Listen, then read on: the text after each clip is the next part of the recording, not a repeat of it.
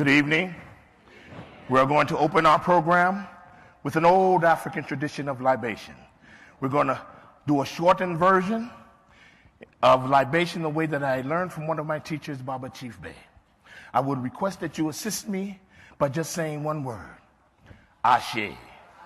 Ashe, you know, means there is power in the word. So when you hear me say it, then you repeat it. Thank you.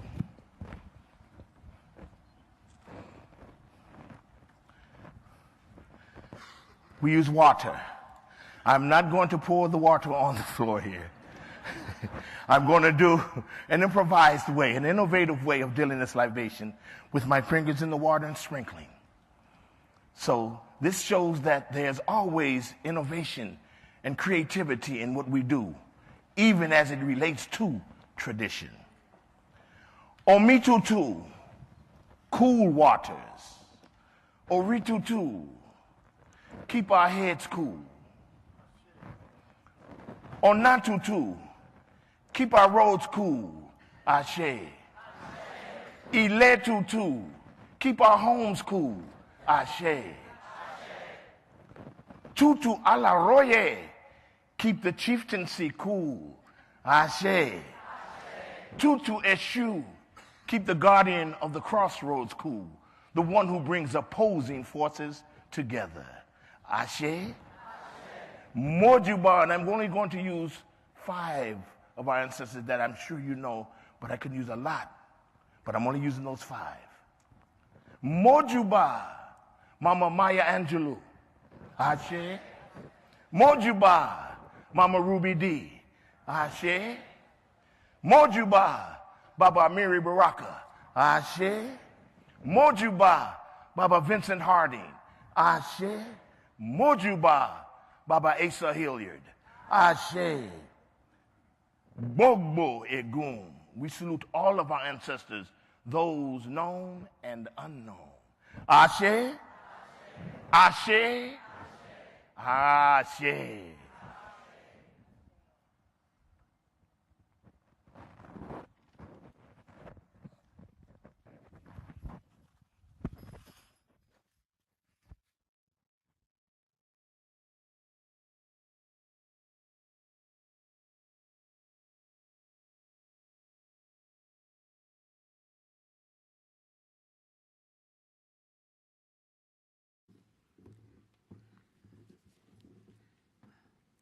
Good afternoon.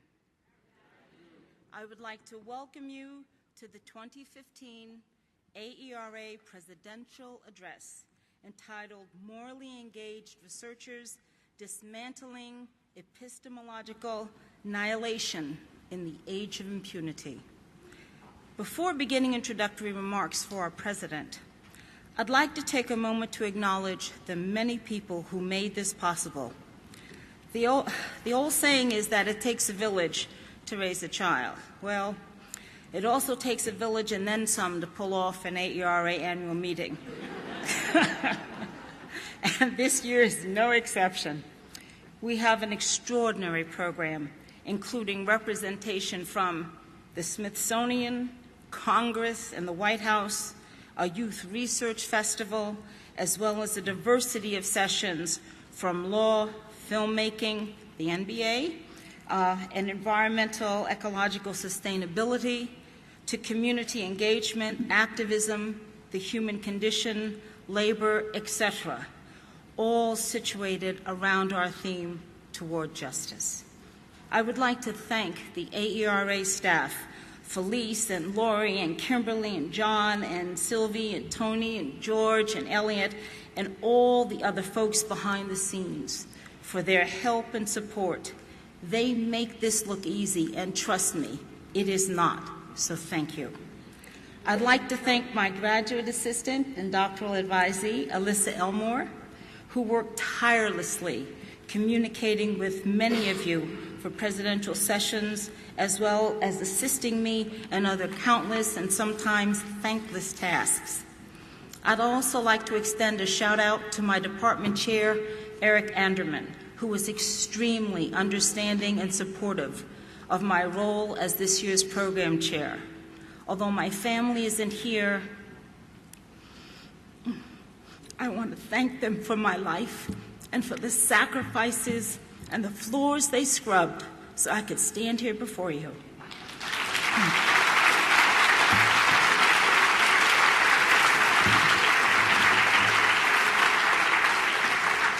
And I'd like to thank my son for his support all those years when he couldn't come with Mommy to AERA. And finally, a heartfelt thank you, for those of you who know, to Herbert Kleebard for everything. And now for our speaker. Professor Joyce Elaine King is an internationally distinguished scholar and researcher. Joyce grew up in Stockton, California, a Central Valley child from very humble beginnings, the second of 3 children and the only daughter of Lewis and Mabel King. Joyce's talents appeared at a very young age. In 1959, as a child, she made her film debut in the movie Porgy and Bess. That's right, with Sidney Poitier and Dorothy Danwich and Pearl Bailey and Sammy Davis Jr. and Brock Peters and Diane Carroll. She was one of the children in the picnic day scenes on Kittiwah Island that, in reality, were filmed in Stockton. She graduated from Edison High School in the spring of 1965, having won the title of Miss Bronze in Sacramento. During that summer, before she began her academic journey at Stanford University, she had to work in the fields picking onions with the task of filling 50-pound bags.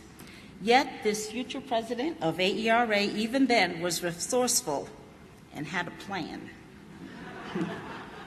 Joyce and her cousin filled the bag half full of soil, right, and then put the onions on top, right, which worked until the foreman rested his foot on the bag, and which toppled over, revealing said plan. Needless to say, Joyce and her cousin made a graceful but hasty retreat, ne'er again to engage in that kind of field work. Right. Arriving at Stanford that fall, she was privileged to study sociology in those undergraduate years with the eminent scholar St. Clair Drake. She went on to finish her doctoral work at Stanford in 1974, and in 2002 received a certificate from the Harvard Graduate School Institute of Educational Management. Joyce has received numerous fellowships, including the American Council on Education's National Fellowship, a W.K. Kellogg National Leadership Fellowship, and the National Institutes of Mental Health Postdoctoral Fellowship. Her other academic honors include a Distinguished Lecturer at the University of South Carolina, a Distinguished Fellowship Award for Research and Leadership in Critical Studies at the University of Auckland, a Visiting Research Fellow at the Southern Education Foundation, a Bush-Hewlett Foundation Fellow at Harvard University, etc. Joyce has extensive administrative experience. She currently holds the Benjamin E. Mays Endowed Chair of Urban Teaching, Learning, and Leadership at Georgia State University. In addition, she served as a professor as well as a provost and chief academic officer at Spelman College, associate provost at Medgar Evers College in the CUNY system, and associate vice chancellor for academic affairs and diversity programs at the University of New Orleans, among other administrative roles. She has also been a visiting professor at the Federal University of São Carlos in Brazil. Joyce has engaged in numerous organizational consultations and program evaluations at institutions such as the University of South Carolina, the University of North Carolina, Charlotte, the University of Maryland, College Park, Louisiana State University, Fort Valley State University, Rochester, New York Teacher Center, Boise's Department of Sociology and Equity Studies in Education, as well as for nonprofit and civic organizations, including the Ford Foundation's National Center for Urban Partnerships, the National Funding Collaborative for Violence Prevention, and AmeriCorps. Joyce has had numerous research grants from organizations such as the National Urban League, the Spencer Foundation, the Open Society Institute of the Soros Foundation, the Irvine Foundation, the World Council of Churches, and many others. Her publication record is just as impressive. She has 6 books, one just published by Routledge entitled Disconscious Praxis and Education for Human Freedom, Through the Years I Keep Toiling, as well as another forthcoming book, dozens of book chapters and refereed articles, as well as a host of research reports and technical publications. In addition to scholarly work, her public, university, professional, and community service record is also impressive. She served as vice president and now is president of the Food First Institute for Food and Policy Development. She is currently serving on the Georgia Partnership for Excellence in Education, the California Alliance of African American Educators Policy Board, Women and Life on Earth, and has served on the University Communities Academy Charter School Policy Board in Atlanta, the Haas Center for Public Service at Stanford University, and the Girl Scouts Council of Southeast Louisiana, among other boards of directors and trustee appointments. She has been a tenure and promotion external reviewer for institutions such as George Mason University, Teachers College, Columbia, Stanford University, University of North Carolina, Chapel Hill, OISE, the University of Toronto, the University of Washington, the University of Wisconsin, the University of Illinois, Urbana-Champaign, and many more. She has also served as an external dissertation reviewer at the University of Pretoria, the University of New Zealand Christchurch, and the University of Auckland. Here at AERA, she has served as the program chair for Division K, chaired the Commission on Research in Black Education, served on the International Relations Committee, Division G's nominating committee, and at least a half dozen other positions. Her professional and university service appointments are too numerous to list in this introduction. Her public and community service work ranges from serving as a convener of the Black Educational Congress's regional forums in Atlanta and Philadelphia and Detroit and Pomona, to serving as an invited delegate to Senegal President Adoubale Wade's seminar on global governance in Dakar. She served as the director of the Songhai Club in the after-school program in Atlanta Public Schools and was a member of the U.S. Senegalese planning committees for the Third World Black Arts and Cultural Festival in Senegal. And she served as a Woodrow Wilson National Fellowship Program mentor at Princeton University. As far as her editorial work, she serves on the advisory board of Teachers College Press, was co-editor for AERA's Review of Educational Research, as well as serving as an advisor and/or reviewer for several handbooks, including the Handbook of African American Education, the Handbook for Research on Multicultural Education, and she reviews for journals such as the Journal of Negro Education, Urban Education, the Journal of Teacher Education, the Canadian Journal of Teacher Education, and again, many, many more.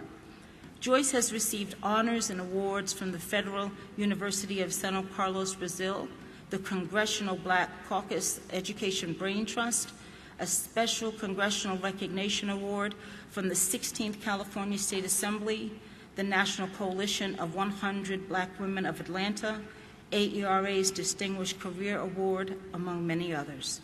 Moreover, the selected list of her invited addresses, papers, lectures, and presentations number well over 100. Finally, Joyce has also produced several multimedia programs, including one featuring Sylvia Wynter. In conclusion, let me state that this year's theme, Toward Justice, Culture, Language, and Heritage, and Education, Research, and Praxis, reflects not only Joyce's commitment to education and human freedom, it also reflects how she has lived her life working toward justice. It gives me great pleasure to introduce to you a scholar, colleague, and dear friend, the 2015 AERA President, Joyce Elaine King.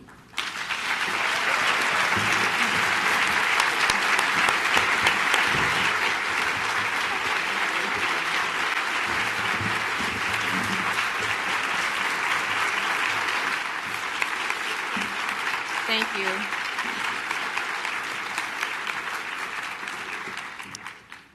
Well, when she got to that part about the onions, I was ready to just... We thought it would work.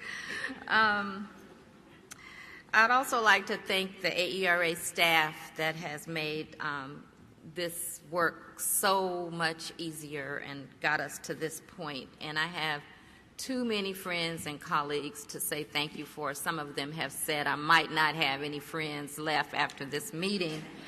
And I'd especially like to thank my colleagues at Georgia State and my students who have been so understanding this year.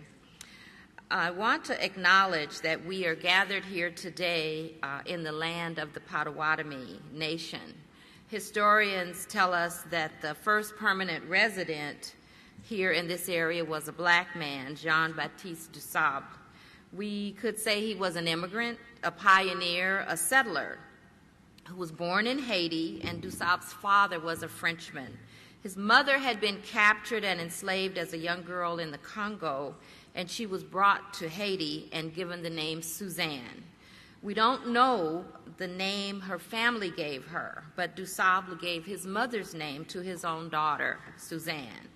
Dusable was educated in France. He carried his father's name. He immigrated to New Orleans and then came here and established a trading post where he lived with his Potawatomi wife, Kitihawa, in 1778. Kitihawa was the daughter of a Potawatomi chief, Pokagon, and they were married in a traditional ceremony under tribal law. Later, after the defeat of the British, when the American Revolutionary War ended, Dusable and his wife were married in a Catholic ceremony in 1784, and Kitihawa was given the name Catherine. The first settler award usually goes to Dusable, where he had his cabin that was 40 feet long, and he owned 44 hens, 38 hogs, 30 cattle, 2 calves, and 2 mules. Chicago's first tycoon. The city of Chicago was chartered in 1837, 19 years after his death in 1818. So we have begun this address, this session, with memory of African ancestors and the libation. And I'd like to thank Amira Davis and the drummers who were with her, giving thanks and respectfully honoring our ancestors in an African cultural practice adopted by African Americans. And I'll say more about that in the course of my talk. I also want to thank the Native American group from Trickster Art Gallery that will be coming at the end to welcome us all here. I'm going to talk about the 3 big ideas in this title. And one of my students said, Dr. King, we had to get a dictionary to understand the title. The Age of Impunity, Dismantling Epistemological Annihilation, and Morally Engaged Research. I'm going to talk about these ideas in that order. From a theoretical perspective that is informed by the Black intellectual tradition that my teacher, Sinclair Drake, introduced to us at Stanford in the 1960s. The scholarship of W.B. Du Bois, Frantz Fanon, Carter G. Woodson, Aimé Césaire, C.L.R. James, Walter Rodney, and if you don't know those names, that's homework. And theoretical and epistemological developments in the discipline of Black studies and the African theory of knowledge in the intellectual activism of Ida B. Wells, who was from here in Chicago, and Ella Baker. So I'll say more again about that. Later, after finishing up at Stanford, I was director of teacher education at Santa Clara, and I served on the curriculum commission for the state of California.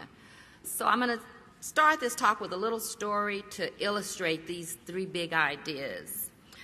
I protested the conceptual flaws in the history social studies framework. This was back in the 90s, and I've actually got a couple of publications about this. The framework for the history social studies designated the United States as a nation of immigrants. Sylvia Wynter's theorizing about what race does illuminated my understanding of that epistemological clash. Boaventura de Souza Santos, who spoke yesterday and today, has described what I'm talking about as knowledge born of struggle. So permit me to share this story with you. During the textbook evaluation week, when teachers come and join the scholars to select books, and California is a textbook adoption state like Texas, I was in a panel with a group of teachers who were reviewing books, and I got called out. Someone sent a message to me. I went out in the hallway, and I found a young Latina teacher crying. She said, "Dr. King, I don't know how to handle what's in the textbooks about our ancestors, the Aztecs. I didn't study this history in school, and the books say the Aztecs practiced human sacrifice. What am I going to tell my Mexican-American children?" What should we tell any of our children about practices that we now regard as inhumane or uncivilized, like slavery, lynching, My Lai, or preemptive war on false premises? Do we consider that in our advanced civilization today, mass incarceration could be understood as a form of human sacrifice in this age of impunity that we're living in?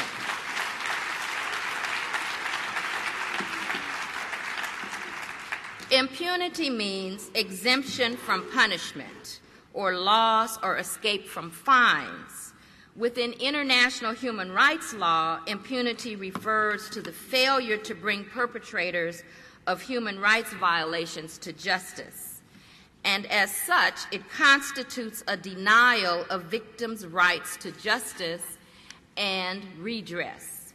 That is how I am using this term, impunity. I'm framing impunity within the universal human right to education, including the protection of students' cultural heritage as a fundamental human right. What is the opposite of impunity? Is it necessarily punishment, an eye for an eye? I suggest that the opposite of impunity is inherent cultural, racial dignity as a form of accountability. This is in contrast to test-driven accountability. As Asa Hilliard and Barbara Sizemore argued, African American children must be given the opportunity to experience appropriate cultural education, which gives them an intimate knowledge of and which honors and respects the history of our people. We can extend that to other peoples. Whereas recognition of the inherent dignity and of equal and inalienable rights of all members of the human family is the foundation of freedom, justice, and peace in the world. That's the first sentence in the preamble to the Universal Declaration of Human Rights. All human beings are born free and equal in dignity and rights. That's Article 1 of the Universal Declaration of Human Rights. Second, I'm going to explain what epistemological annihilation means as a knowledge problem. This is a form of negation that is related to, but is not the same as cultural annihilation or the destruction of a people's culture. The opposite of epistemological annihilation is racial dignity. Hegemonic knowledge annihilates identity and culture. That is to say, negates a group's identity. At the same time, this hegemonic knowledge necessarily and falsely elevates the identities and worth of others, as Sylvia Wynter has argued, in alter ego fashion, justifying oppression with false claims of superiority and disremembered history. Whether intentional or not, like the way the English language denigrates the idea of blackness, while conceptual whiteness in the English language is always positive. Think about it. We didn't choose those meanings, but they affect us all. We are like a fish in water. As a knowledge problem, epistemological annihilation is also connected to what I have called disconsciousness, an impaired consciousness that is the result of miseducation. Finally, I'll talk about morally engaged research, which can be understood in terms of African epistemology or the African theory of knowledge. For Africans, the focus is not knowledge for knowledge's sake, but knowledge for humanity's sake. The purpose of knowledge is to enhance human flourishing and preserve and promote all other forms of life in the universe. This is why initiation is fundamental. It is critical to train human character so that people can handle knowledge for the benefit of humankind. In the African worldview, knowledge is not merely a right. With knowledge comes responsibility. The one who knows more has more responsibility to care for others and for the world. Knowledge in African epistemology is the path to becoming fully human and humane. Access to African language concepts and other worldview concepts are essential, as African philosopher Kwasi Wirudu points out in calling for conceptual decolonization. I thank Annette Henry for sharing Wirudu's words with me. He raised questions of language, culture, and power, noting, by the sheer fact of our institutional education, we are likely to have thought about some, at least, of these concepts and problems, framing them using English or French words or some such colonial language. The problem is that thinking about them in English almost inevitably becomes thinking in English about them. In our case, this means thinking along the lines of conceptual frameworks which may be significantly different from those embedded in our indigenous languages. By virtue of this phenomenon, we are constantly in danger of involuntarily mental de-Africanization unless we consciously and deliberately resort to our own language and culture. I will discuss several examples of morally engaged research and researchers who are co-creating liberating knowledge for the mutual benefit of all with community people and youth, those who are not usually given the space or opportunity to use their life experience to theorize, philosophize, or analyze reality, but who are in fact epistemically privileged with knowledge of the world that we all live. In the midst of the highest rates of incarceration, joblessness, increasing wealth disparities, and poverty, massive school closures that are eroding the fabric of neighborhoods and thus devastating communities, and students and teachers who have become both collateral damage in the regime of high-stakes testing, it is not just the survival of public schools, but democracy that is at stake. We have a moral obligation to use our research tools and knowledge for the benefit of the oppressed and for the benefit of those whose consciousness is encapsulated within the current episteme. Over the years, well-meaning advisors have asked me questions like, "You're already black and a woman. Why do you want to paint yourself with a questionable methodology like that?" Or, "Do you really need to bring in that African stuff?" And this question comes not only from white people, but from black people. In my experience, scholars do not check our identities at the door. Rather, moral considerations or the lack thereof linked to our identities and interests are always already shaping our inquiries. It is a matter of whether we acknowledge that fact or not, or whether we are deceived and have adorned ourselves in what the Latin American sociologist Orlando Falls Border called the mask of objectivity and the wig of neutrality.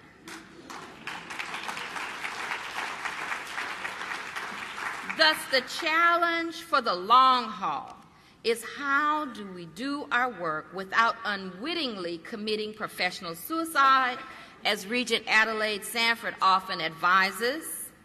But these words have resonated with me for a long time. If they come for me in the morning, they will come for you in the afternoon. First, they came for the socialists. I did not speak out because I was not a socialist. Then they came for the trade unionists, and I did not speak out because I was not a trade unionist. Then they came for the Jews, and I did not speak out because I was not a Jew. Then they came for me, and there was no one left to speak for me. This is a poem written by Professor Martin Niemöller, and it alludes to the cowardice of German intellectuals during the Nazis' rise to power and their subsequent purging of group after group. It might also remind those of us who are old enough to remember the history of the McCarthy era here in the U.S., when intellectuals and artists were hounded and branded for being communists. Today, other labels are thrown around to police our thoughts and our behaviors. If they come for me in the morning, they will surely come for you in the afternoon. Well, who are they? Scholarly and investigative analyses reveal undue influences of wealthy corporate elites in the so-called school reform movement. Consider this headline in The Nation magazine: 9 billionaires are about to remake New York's public schools. The article describes hedge fund manager Whitney Tilson's presentation to other potential Ivy League investors at the Harvard Club in Midtown Manhattan.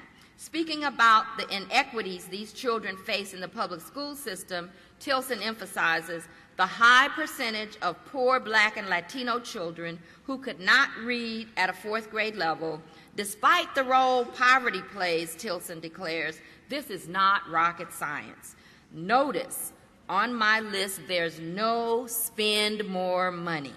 You get new facilities and smaller classrooms, but nothing changes. Nobody believes anymore if you give us more money, we'll solve all the problems. The proposition that New York's public schools do not need more money violates provisions of the 2006 Campaign for Fiscal Equity court ruling and a statewide resolution to correct the state's inequitable school funding. Something's supposed to come up on the screen. There it is. Okay. So just look at the difference between the blue line and the red line. Instead of adding the $5.5 billion that was to be delivered over 4 years in order to provide every student in New York State with their constitutional right to a sound basic education, after only 2 years of more equitable funding, the state of New York actually cut $2.1 billion from public schools, and funding has been frozen. Public education is under siege all across the country: Philadelphia, Little Rock, Arkansas, and right here in Chicago. And in New York, in this context, the governor's reform proposal would tie 50% of teacher evaluations to students' dubious test scores based on a controversial practice called value-added modeling. This proposal would drastically weaken teachers' opportunities for tenure, expedite the firing of teachers, make room for 100 more charter schools, and promote state takeover of failing or poor school districts, a tactic that has been used to expand charter school growth without the consent of elected school boards across the country. I'm not saying charter schools are good or bad. What I'm saying is that the process we're using is anti-democratic. I'm fine. All of this is happening with apparent impunity because the United States has not ratified any constitutional provision for education as a fundamental human right, despite Brown versus Board of Education. But it is not happening without resistance from organized groups like ICOPE in New York, the Independent Commission of Public Education, the growing opt-out of testing movement, and students who have been organizing. Grassroots groups are not only resisting, they are expanding their analyses beyond a focus on their own local community and looking beyond the limitations of U.S. law to international humanitarian standards for redress and repair. So I'm going to talk about impunity in relation to international humanitarian law. I'm going to try to speed up. I've got a lot to say. I was struck by the one sentence in this article about the 9 billionaires. No such children nor their parents seem to have been invited to the presentation in Midtown Manhattan. One example of the kind of resistance being organized nationally is the Journey for Justice Alliance of grassroots, youth, and parent-led organizations in 21 cities. The Journey for Justice Alliance website states, "We are organizing in our neighborhoods, in our cities, and nationally for an equitable and just education system based on a belief in the potential of all children and the rights of parents, youth, and communities to participate in all aspects of planning and decision-making." Their website continues, "The policies of the last 15 years, driven more by private interests than by concern for our children's education, are devastating our neighborhoods and our democratic rights. Only by organizing locally and coming together nationally will we build the power we need to change local, state, and federal policy and win back our public schools." And I'm saying that morally engaged research can join with these local efforts and national and international efforts to organize. The Journey for Justice Alliance has produced a detailed research report, which you can find online, "Death by 1,000 Cuts," that demonstrates how racism and school closures are sabotaging public schools. Here is an example of their, well, I'm not going to show this, I don't have time, but in the report there is a summary of research on and lived experience with school closures and the expansion of charter schools. A very in-depth analysis coming from the bottom up, coming from the community. And that report also includes a set of 6 principles from the Universal Declaration of Human Rights. I have to go very quickly through this. One principle is based on individual rights. Another concerns the aims of education. Education is directed toward the development of each child's personality and full potential. Dignity, equity, non-discrimination, and participation. And these principles come from the UN Declaration as well as other conventions. The right of students, parents, and communities to participate in decisions that affect their schools, and the right to an education.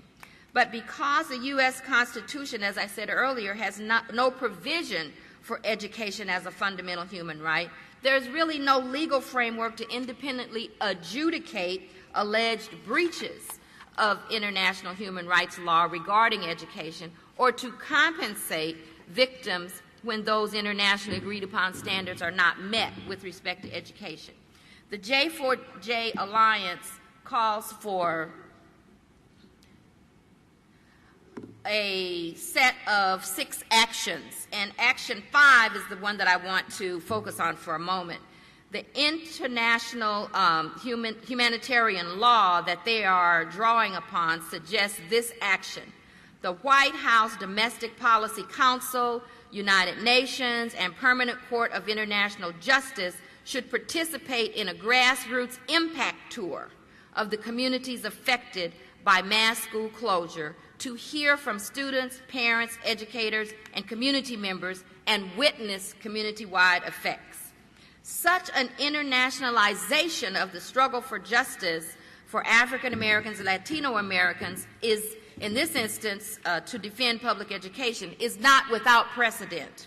Following an aborted NAACP petition initiative for which W.E.B. Du Bois was employed as the lead researcher 4 years earlier, in 1951, the Civil Rights Congress submitted a petition entitled "We Charge Genocide" to the United Nations for relief from a crime of the United States against the Negro people.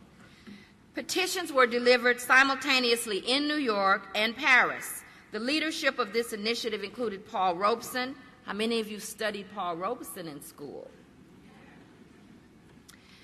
and William Patterson, National Executive Secretary of the CRC. The petitioners researched and documented racial killing and the evidence of other human rights abuses, including institutionalized oppression in health, housing, and police persecution. This is 1951. In addition, the petition cited denial of education as a matter of public policy contributes to genocide by forcing Negroes into dangerous industry and poorly paid work, by systematically reducing their income and depriving them of decent housing, medical care, food, and clothing. Last year, from right here in Chicago, the Black Youth Project, an international, intergenerational, grassroots activist group, organized a campaign to equip individuals across Chicago with information, resources, and tools to more proactively police the police. They called this campaign We Charge Genocide as well. This group compiled research, and delegates of youth activists delivered their report to the UN Commission Against Torture at The Hague. The report, titled Police Violence Against Chicago's Youth of Color, is available online, and it reveals evidence of police torture. So my point is that what we're calling for, what I'm calling for, is going on. We just often haven't heard about it. Mexican Americans have also reached across the border for support from the Mexican government. In the book Steel Barrio, The Great Mexican Migration to the South Side of Chicago, 1915 to 1940, Michael Jimenez emphasizes the importance of prominent Chicago-based Mexican hometown associations like Casa Michoacan that work like mutual aid societies. These associations maintain connections with and contributed to development projects with their communities of origin. The author recalls that in the 1930s and 40s, Mexican immigrants sought support from the Mexican consul against harassment and discrimination in the interwar years, not unlike African American efforts to internationalize the civil rights struggle during the same period. And Dr. Gloria Ladson-Billings mentioned the Lemon Grove incident in California in an earlier period. Those Mexican American parents also consulted with Mexican government officials. And after the huge immigration protest rallies that took place in Chicago, in LA in 2006, Chicago community leaders visited Mexico City to seek support from the Mexican government. Missing from the Journey for Justice Call for Alliance for the UN and the World Court to witness the effects of school closures on children and their communities, however, is any reference to international humanitarian law that protects cultural rights and prohibits cultural annihilation or genocide. The UN Convention on the Rights of the Child, the most widely accepted human rights treaty in history, which has been ratified by every nation except the United States and Somalia, stresses the cultural rights of ethnic, religious, and linguistic minorities and indigenous children. Article 30 says, a child belonging to such a minority or who is indigenous shall not be denied the right in community with other members of his or her group to enjoy his or her own culture, to profess and practice his or her own right to religion, or to use his or her own language. Cultural genocide was initially proposed as a part of the UN Declaration, and politics prevented it from being accepted. Other more recent treaties, like the Council of Europe's Framework Convention for the Protection of Minorities, contains anti-assimilation language and creates express obligations to respect cultural diversity. Likewise, the African Charter on Human and People's Rights asserts the right of all people to education and the right to their economic, social, and cultural development with regard to their freedom and identity. January 2015 launched the International Decade for People of African Descent, which is intended to recognize and honor people of African descent for their political, cultural, and educational, spiritual contributions to the world, and to address the historical and continuous discrimination and racism faced by people of African descent. This is an opportunity to bring the conditions of African people to the UN. Indigenous people have been mobilizing throughout the Americas and have brought cultural genocide, indigenous rights violations, and cultural preservation issues to the forefront of international human rights law. I'm going to share with you now a short video clip about navigation in Melanesia, which will show an example of epistemological annihilation.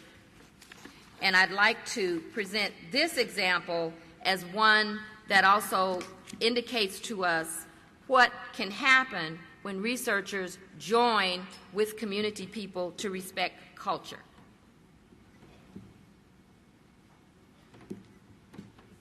Major funding for this program was provided by the Corporation for Public Broadcasting.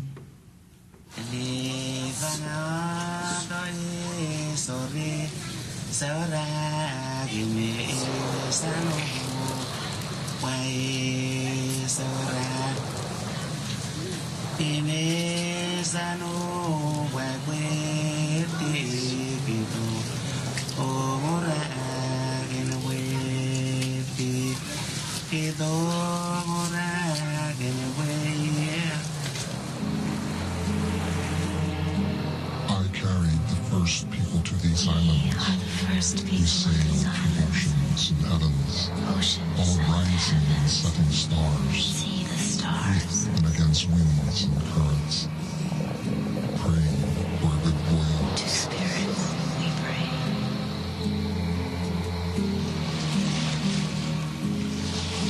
I studied in Hawaii and California only to discover that the biggest truths are found in my own backyard. I'm from a part of the Pacific misnamed Micronesia, which means tiny islands. And yet, us little people have a tradition of traveling that allowed us to traverse the world's biggest body of water, long before others even left sight of their own shores. Our ancestors accomplished great voyages through technologies of canoe design, such as the outrigger that provided balance and stability, or hulls that applied the aerodynamic principles of lift, now used in airplane wings. The ancient ones amassed an incredible knowledge of stars and clouds, of waves and ocean currents, of the movement of sea creatures, and they prayed to spirits who guided their voyages. When I returned home, I began to study our seafaring traditions because the canoe is the foundation of our heritage. For me, a Micronesian academic, the canoe is more than a foundation.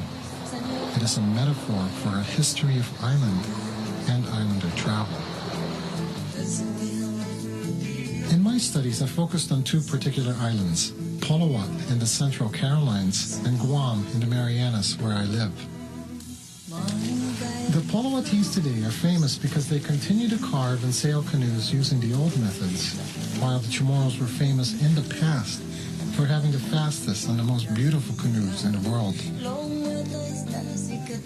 Like other Micronesian islanders, the Poloatese and the Chamorros had maintained contact long before the arrival and the settlement of foreigners.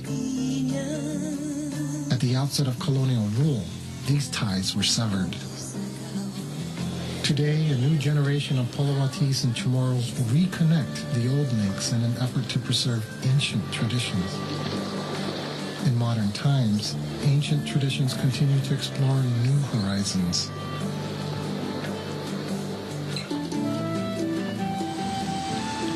When I first became interested in canoe culture, I was attending college in Colorado at a small state college in Gunnison. And my father would send me Glimpses magazines from Guam. One of the glimpses that he sent me was on the canoes of Poloat. So after I read that, I told myself I'm basically going to go back home and find out about this canoe culture on Guam and see if there were any canoe builders or master canoe builders left here. When I returned, I was introduced to Segundo Blas, one of the last active master canoe builders at that time. After having met Segundo, I was trying to figure out a way that we could work together and build a canoe that the types of canoes that he built. So then I would ask him questions. How long do you think it would take to build this size canoe? I looked around for a tree that I thought would be suitable for the canoe we talked about, and I told him the dimensions, and he said, well, it would probably take us about 3 months to build this canoe. When we first started working, I knew that there was some value in recording this, so I bought my first camera and immediately started taking pictures of everything. I would tell myself every hour I'm going to take one picture, and over a period of time you could actually see through a series of photographs what was being done. And the role of documenting was important because it's difficult to tell children about something they can't see, and if they can see something, they might become interested. So it's a valuable tool. The obvious reasons why we are lacking so much of our culture, our seafaring culture here, is because of the Spanish, the conflict between the Spanish and the Chamorros at the time. The canoe and the means of getting around and communicating with other islands and getting large groups of people together was a threat to the Spanish, so they made a concerted effort to destroy that part of the culture.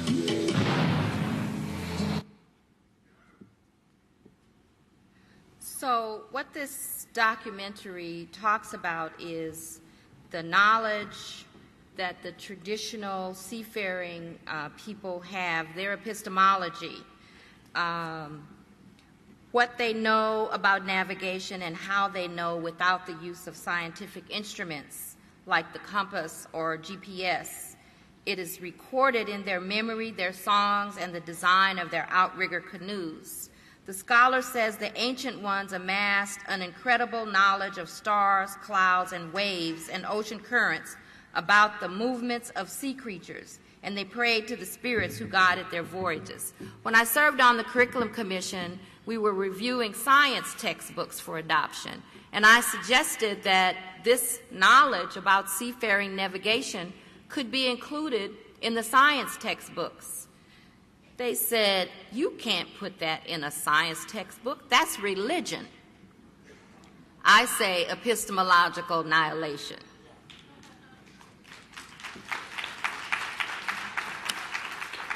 So I'm going to skip around just a little bit. The other aspect of epistemological annihilation that I wanted to illustrate is the sort of duality, the two sides.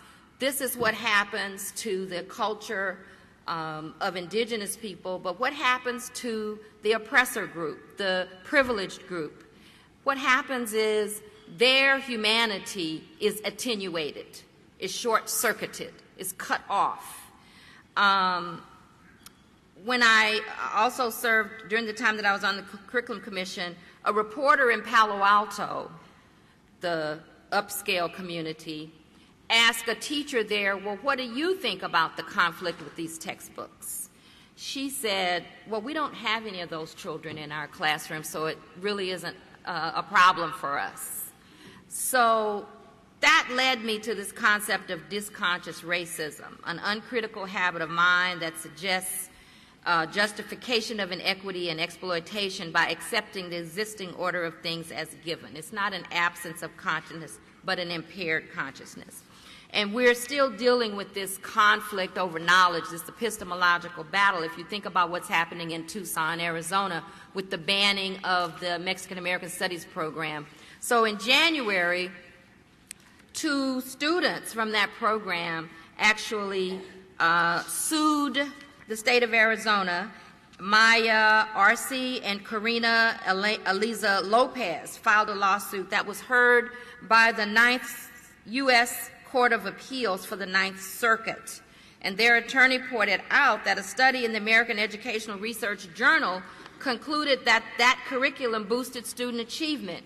You can actually see the court case online. It was on C-SPAN and it's on YouTube. So the judges are talking to the attorney for the state of Arizona, and the judge says, well, I don't understand the problem because they've chosen to ignore the amicus brief that the NEA produced in support of this case. And that amicus brief includes lots of evidence, social science evidence, that shows that a positive racial ethnic identity increases student achievement. The brief further said the culturally relevant content and teaching methods of ethnic studies programs are meant to address and counteract some of the broad social and economic forces that lead minorities' educational to achievement gaps. So the judge asked whether a hypothetical course in Chinese history in San Francisco would violate Arizona's law, because Chinese students interested in studying their heritage might take it. The attorney said yes, it might. So then the judge asked, well, isn't it important for students to achieve well, and if their positive identity is a problem, what is wrong with that? The attorney said, well, in this case, test scores are irrelevant because the issue is that the state of Arizona has the right to determine the curriculum. The judge, I think, was rather incredulous at that moment. So I want to come to a close. The epistemological foundations of the indigenous science of the Micronesian people has a lot in common with Native American science and African epistemology as well. And contrary to what many people believe, the lives of African Americans continue to be shaped by and informed by African epistemology. People and scholars mistakenly believe that African Americans have no distinct cultural heritage intact as a foundation for excellence and resilience. I'd like to give an example of how African thought informs our behavior and worldviews. And this comes from, with her permission, something that Professor Joy Ann Williamson Lott shared with me after the AERA Council visited a unique museum outside of New Orleans, a slave museum. And I'm quoting from a note with her permission. As you know, she writes, I wasn't thrilled about visiting a plantation. With all my travels in the South, I have studiously avoided visiting one. I've heard stories of sugar-coated realities, people dressed in period costume, etc. But when you told me we'd visit one in Louisiana, I trusted that you wouldn't put any of us through that. I wasn't disappointed. If I had to visit a plantation, that was one to visit. I had no idea a place like that existed, one that portrayed the reality from the African American perspective. It was a very emotional experience for me. It's impossible for me to think about slavery as an academic experience. It's deeply personal. That part felt honored in that place. I was able to tell those spirits, I will do them proud and make sure their hardship, love, and laughter won't be forgotten.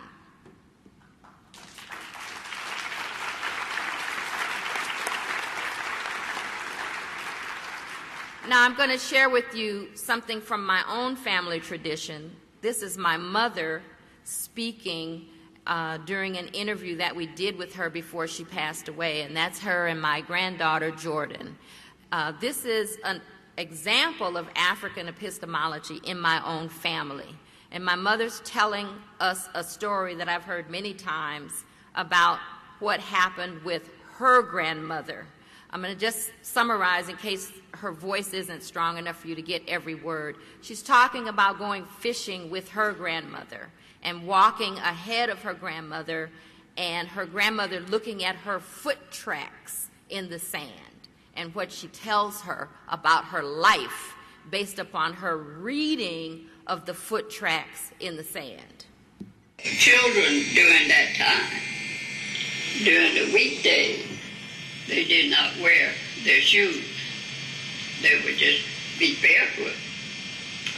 And also with grandmothers and elders, you become a favorite because you obeyed them, and you did nice things for them, such as ironing, washing their aprons. Older ladies wore the great white apron with lots of lace on it, lace across the bottom and everywhere. And you became a favorite. And when whatever she's going to do, whether it's cooking or fishing or visiting, she would say, "Come on, baby, we're ready to go. We're going." Tell you where we're going, what we're going to do. We're going fishing, and she would pack a lunch. She would have biscuits and jelly and sometimes butter, not always butter.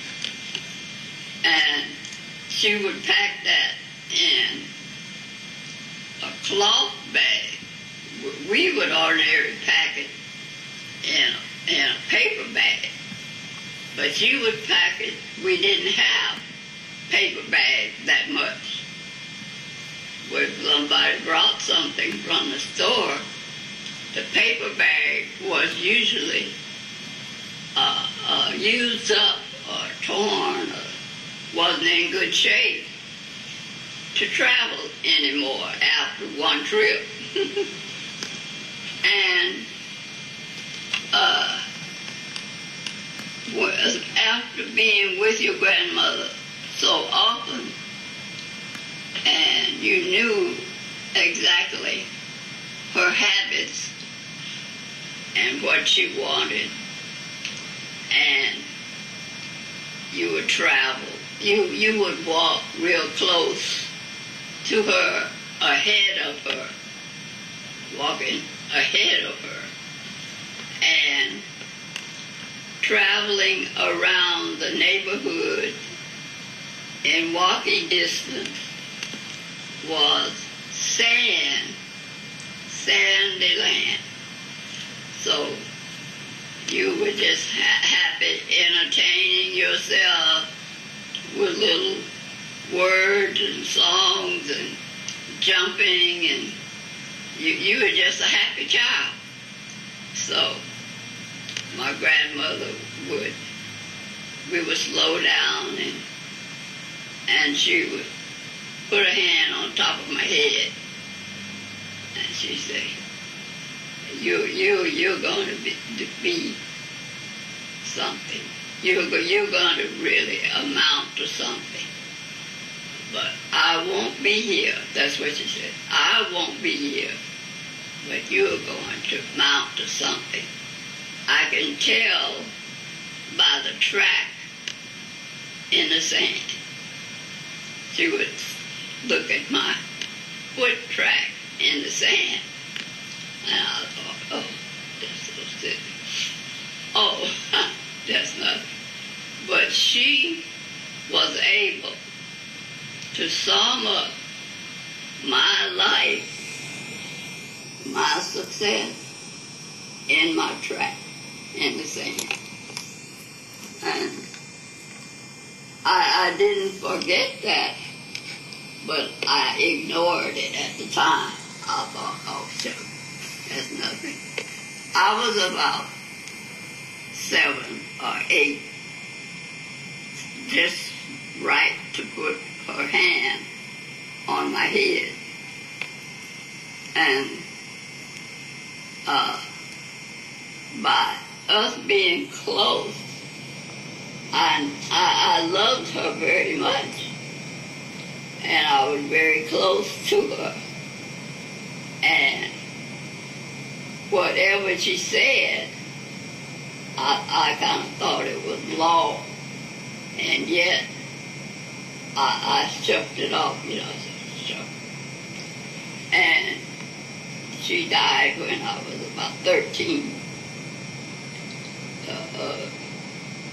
I remembered all those times that we were together. Thank you for constantly thank you for your patience. being a friend, someone that you love and you are with all the time. You love them and you want to make them happy. Okay, thank you. So I'm going to bring this to a close. I had a long list of examples of research, but I think I'm going to save that for the journal article and just tell you that morally engaged research is more, in my mind, than community-based research, than community participation, because there is an ethos of justice built in. Not just participation, but participation for what purpose? And I'd like to share a quote from Du Bois, which I think encapsulates this for me. Du Bois saw education to be truly education, and I would add research, as partisan and, given the realities of the social order, fundamentally subversive. This was written by Herbert Aptheker, his biographer, who was a white radical historian in his own right. Aptheker continues, specifically in this connection, Du Bois wrote as a black man in the United States. In this sense, he was concerned in the first place with the education of his people in the United States, and that education as part of the process of the liberation of his people. Thus, his writing on education, as on everything else, has a kind of national consciousness, a specific motivation, while directed toward his people at the same time, and therefore was meant to serve all humanity. And this is what I wrote in 1995 in James Banks's Handbook of Multicultural Education about this position that Du Bois was staking out. This commitment to uplifting humanity by struggling to transform the United States into a socially just society while valorizing African American culture and autonomy is an important dimension of the tradition of black studies and African American social thought. And finally, Du Bois said, I am not fighting to settle the question of racial equality in America by getting rid of black folk. Rather, his commitment was to the possibility of black folk and our cultural patterns existing in America without discrimination and on terms of equality. This requires the preservation of African American history and culture, Du Bois wrote, as a valuable contribution to modern civilization as it was to medieval and ancient civilization. Du Bois's position is consistent with education and research approaches that center students in their own cultural heritage as a foundation for teaching and learning. Thank you.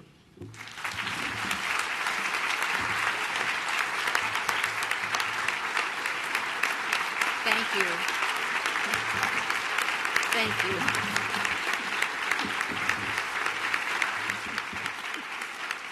Thank you.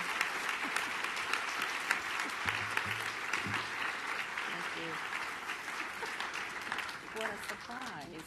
Man. Good evening, everyone. On behalf of Georgia State University's Department of Educational Policy Studies, we wanted to honor your presidency of AERA. As educational researchers, we wanted to thank you for bringing the focus of social justice to the conference this year. And we also wanted to thank you for reminding us of our responsibilities to youth in advancing their communities by introducing the revolutionary idea of bringing youth researchers and organizing a youth tribunal in this space. We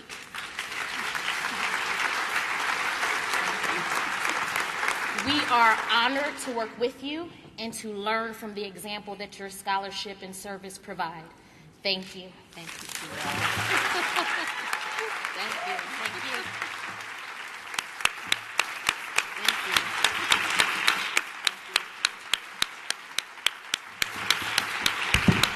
Sherelle is a recent graduate of Georgia State College of Education, and she's looking for work.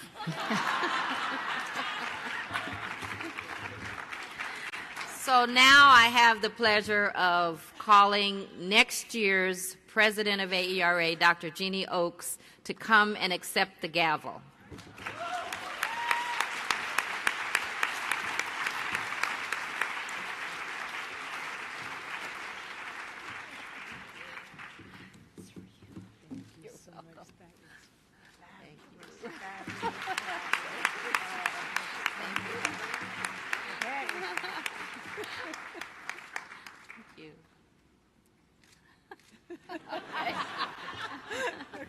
All right, I've been told that the Native American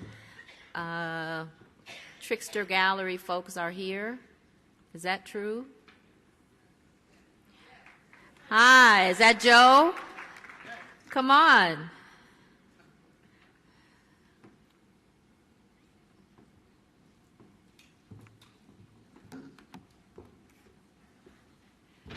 How are you? Can you tell us what we're going to experience? I will. And this is actually a reversal. They should have come at the beginning, but we're going to do our welcome now. Let me offer you a little bit of tobacco in your left hand. My left hand. We're going to do this because after we welcome all the dancers in for you, we use tobacco to pray. And we do the left hand. Give it from the left. Thank you. Thank you. So you want to tell us what we're I will. So good evening and bonjour, which is welcome in Ojibwe. My name is Joe Podlasek. To the creator, my name is Mushkadi Bijigi, which is standing buffalo. Being in an urban area, I was named spiritually first by an elder of the Lakota people, who was a real educator for me, and then it was later translated in Ojibwe by my medicine man. So that's how my name came to be. I want to thank you all for being part of making change. Important work, Dr. Joyce King and your team, for all the work that you do, because that education and those policy settings, that's critical work. We need to be very strong about our culture, a new connection from those that opened from the African community. Upon their leaving, because we have so much in common traditionally. If we take the time to look at our traditional values, we're connected that way in so many ways. And the use of the water was a very moving and emotional part for us today too.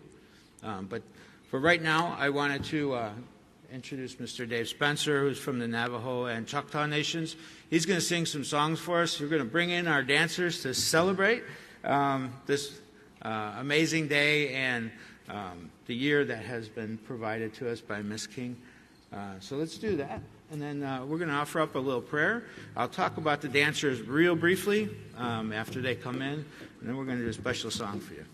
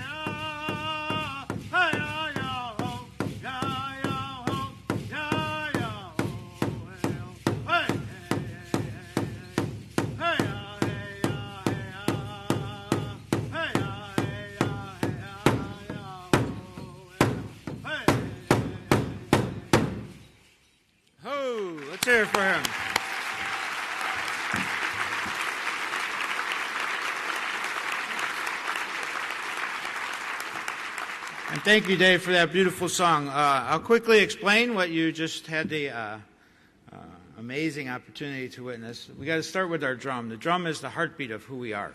The heartbeat, the drum years ago was given to us by the women because the women are held in high esteem and the only ones that can create life in that heartbeat.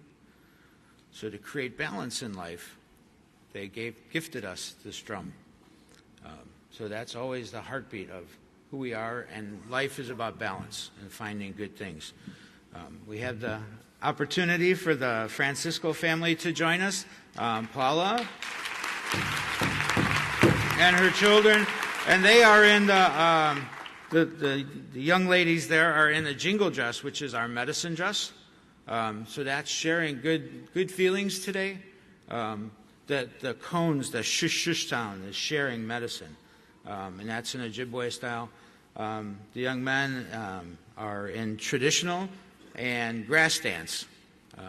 Traditional is the oldest form of dance in North America. There's also a woman's version of that, and the grass dance is more modern. It's only about 80 years old style of dance that has been incorporated by our culture to help an injured child is how that was actually formed. There's a long story, but I know I'm short on time. I do wanted to offer a prayer in closing. So if we could all take a moment and go to the Creator, to your God, however you pray, and to whoever you pray to, that higher power. We ask that you bring us together, remembering the basic things in life, Mother Earth, Father Sky, the water, our two-legged, our four-legged, our winged animals, that we all come together in unity. Those are the essentials that everything comes from. Our culture, our people all depend on those elements. As we continue to grow and look upon each other, that we strengthen and better understand and care for each other and for those elements.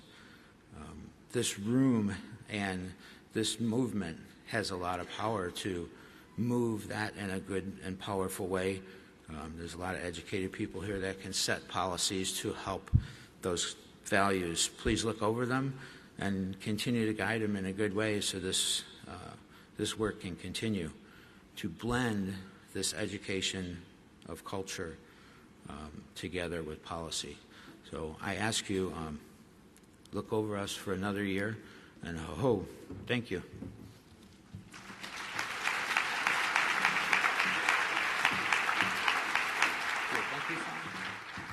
So before the prayer, I offered Dr. King some tobacco.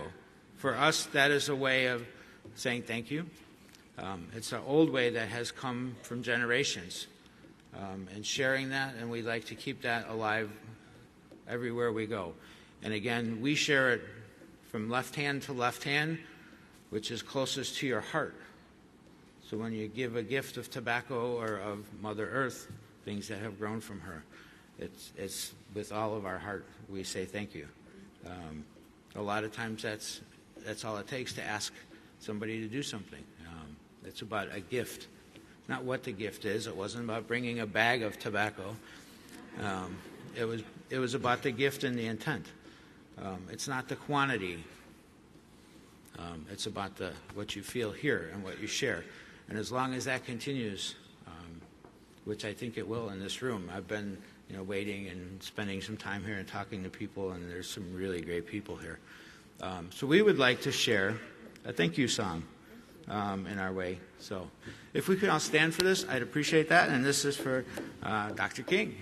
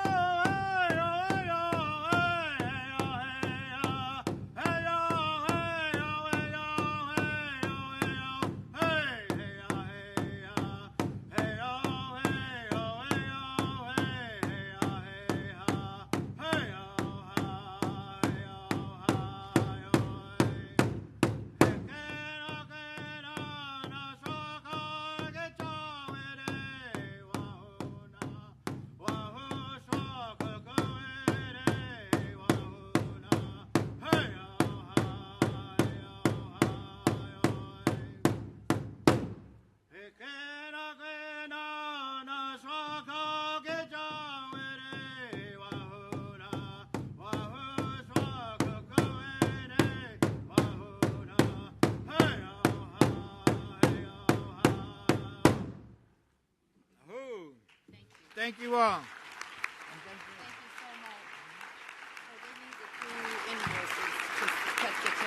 Okay. So in your work and in your studies moving forward, please keep in mind the first people of these lands. Thank you.